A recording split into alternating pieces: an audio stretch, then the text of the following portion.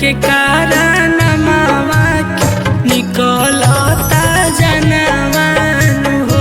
और राम सुनी सुनी बिहार के कारण मावा की निकलता जनवान हो। मुकेश भैया के रहले उ जनवा देखी रोवे गाँव जवरवान हो। और राम सुनी सुनी बिहार के कारण मावा की निकलता जनवान हो। और राम सुनी सुनी बिहार के कारण मावा की निकलता जनवान हो।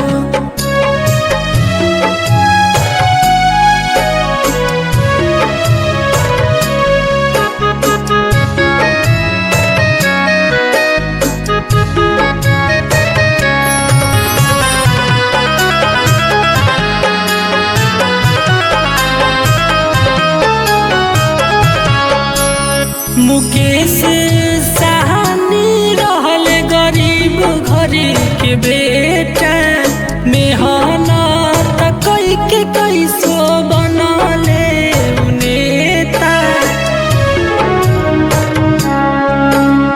मुकेश साहनी रहल गरीब घर के बेटा, मेहनत कई के कैसो बनले उ नेता।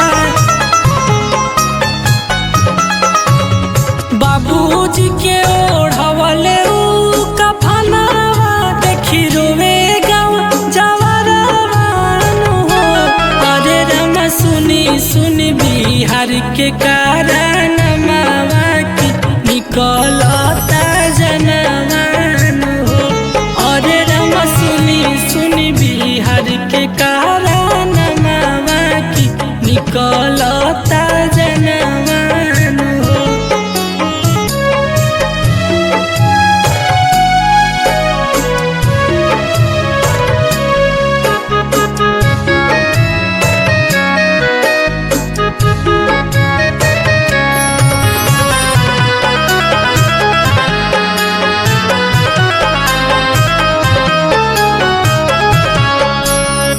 राहुल नीतीश कहे सच सच बात हो।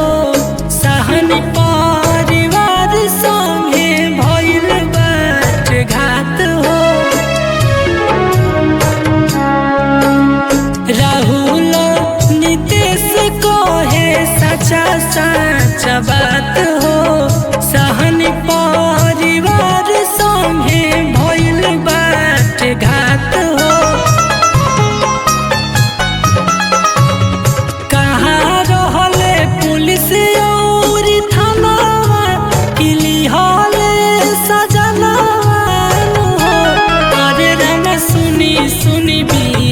के कारण मावा की निकलता जनवान हो।